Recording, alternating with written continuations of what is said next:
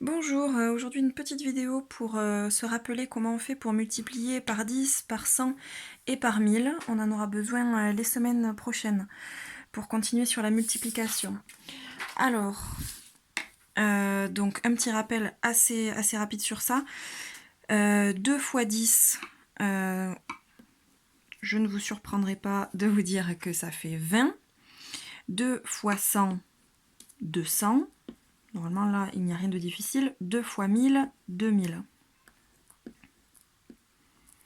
Alors oui, d'accord, mais pourquoi? Alors, notre technique, pourquoi 2, qui est à la base ici, je vais prendre l'autre, 2 qui est dans les unités, si je le multiplie par 10, regardez bien ce que fait mon 2, finalement, il change de colonne.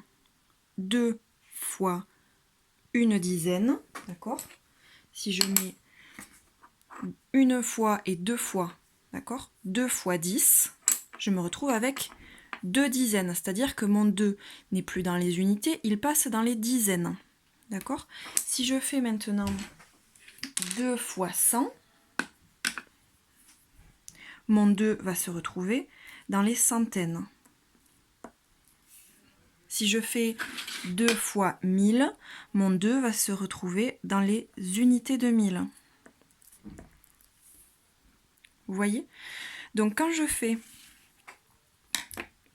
la technique que l'on peut faire sans forcément se soucier du sens, hein, mais si je vous donne le sens, c'est vraiment pour se souvenir de la technique. Parce qu'en fait, tout le monde peut apprendre une technique sans rien mettre derrière. C'est pareil pour la multiplication posée ou la soustraction posée.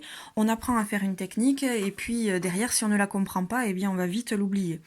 Le mieux pour que ce soit un acquis durable, c'est de comprendre la technique qu'on est en train d'utiliser. Alors voilà, la technique pour multiplier par 10, 100 ou 1000. On observe combien de zéros j'ai, et ce sera le nombre de zéros à mon résultat.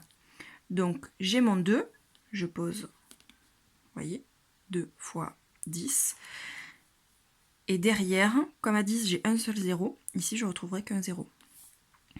2 fois 100, j'ai mon nombre à multiplier, que je retrouve ici, et à 100 j'ai 2 zéros, donc au résultat je retrouverai les 2 zéros. Pareil pour 1000, 2 fois 1000, j'ai mon nombre à multiplier, le 2, et comme à 1000 j'ai 3 zéros, je me retrouverai au résultat avec 3 zéros. Donc si je fais par exemple avec un autre nombre, comme 13, d'accord, 13 fois 10, je vous laisse réfléchir pendant que j'écris, je mets mon 13, parce que c'est mon nombre à multiplier, et ici, le 10 du 0, eh bien je vais l'ajouter à la fin. 13 fois 10, ça fait 130. 13 fois 100, je mets mon 13. À 100, j'ai 2 zéros, donc j'ajoute mes zéros. 13 fois 1000. À 1000, j'ai 3 zéros.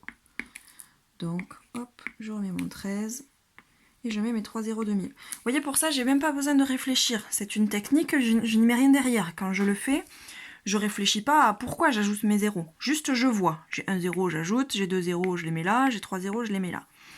Voilà, ce qu'il faut bien garder à l'esprit, c'est pourquoi j'ajoute des zéros. Parce qu'à chaque fois, je multiplie. Je multiplie par 10, je multiplie par 100, je multiplie par 1000. Et donc, ça fait changer à chaque fois notre nombre. Ça le fait changer de colonne. Voilà pour ça. Une vidéo toute courte. J'espère que tu as compris. Si tu n'as toujours pas compris le sens, si ce n'est pas clair, n'hésite pas à m'appeler. À bientôt.